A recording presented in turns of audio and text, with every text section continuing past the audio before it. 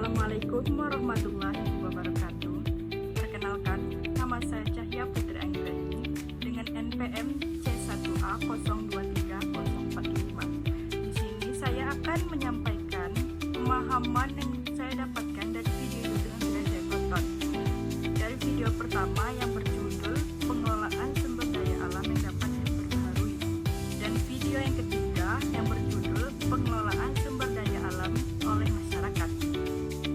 Dari video yang pertama saya tonton, di dalamnya membahas teori pengambilan sumber daya alam secara optimal.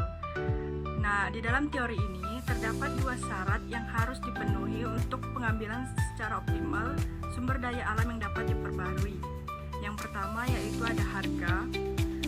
Harga barang harus sama dengan harga produksi marginal. Yang kedua yaitu biaya. Peningkatan biaya alternatif atau royalti harus sama dengan peningkatan suku bunga. Materi yang selanjutnya yang dibahas di dalam video yang pertama yaitu pengaruh persediaan sumber daya alam. Yang pertama yaitu pengaruh positif, yang dimana jika persediaan mengalami peningkatan, maka biaya produksi juga akan meningkat. Kedua, netral. Netral ini tidak ada memiliki pengaruh antara persediaan dan juga biaya produksi. Yang ketiga, pengaruh negatif. Jika persediaan mengalami peningkatan, maka biaya produksi akan mengalami penurunan. Karena semakin banyaknya persediaan, maka akan semakin mengurangi biaya produksi yang dikeluarkan.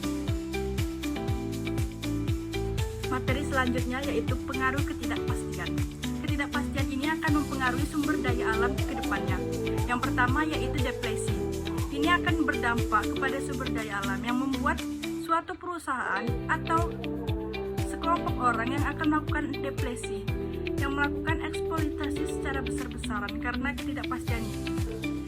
Yang kedua yaitu konservasi, di mana perusahaan atau sekelompok orang akan melakukan tindakan konservasi ini, yang merupakan upaya untuk melestarikan sumber daya alam karena ketidakpastian ini untuk kedepannya.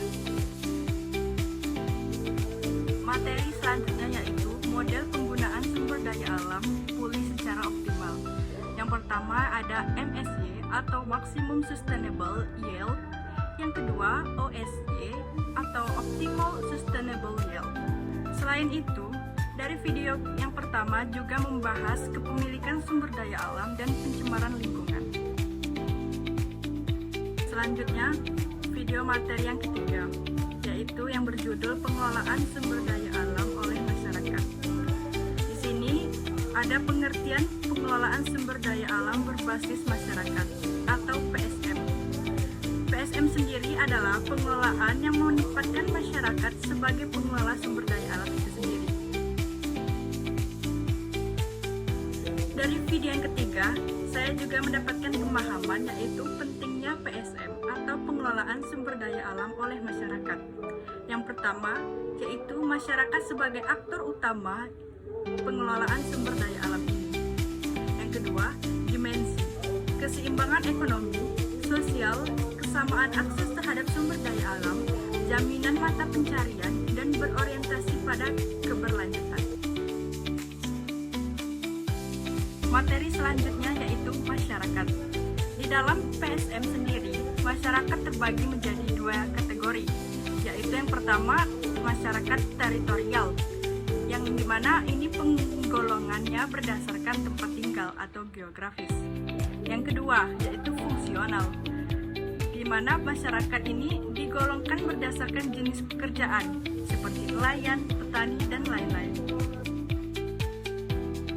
Materi selanjutnya yang dibahas di dalam video yang ketiga yaitu unsur-unsur PSM atau pengelolaan sumber daya alam oleh masyarakat. Yang pertama ada unsur batas wilayah.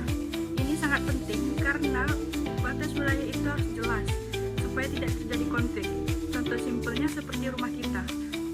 Batas rumah kita harus jelas supaya tidak terjadi konflik antar tetangga. Unsur yang kedua yaitu aturan. Aturan ini sangat penting supaya masyarakat yang berada di sekitar alam tidak sembarangan dalam mengambil sumber daya alam. Unsur yang ketiga yaitu hak. Di sini masyarakat juga memiliki hak dalam pengambilan sumber daya alam. Karena sumber daya alam ini milik siapa saja dan tidak ada kepemilikannya. Unsur yang keempat yaitu pemegang otoritas. Yang kelima, monitoring atau pengawasan. Pengawasan ini sangat penting dalam mengawasi perusahaan-perusahaan ilegal. Unsur yang terakhir yaitu sanksi atau hukuman. Ini sangat penting untuk masyarakat yang mengambil sumber daya alam itu dengan cara yang tidak benar, agar masyarakat itu sendiri mengalami jera atau takut untuk melakukan hal tersebut. Baik, mungkin itu saja yang dapat saya jelaskan dari pemahaman yang saya dapatkan dari video YouTube yang pertama yang berjudul pengelolaan sumber daya alam yang dapat diperbaharui, dan video YouTube yang ketiga yaitu pengelolaan sumber daya alam oleh masyarakat. Mohon maaf apabila ada kesalahan.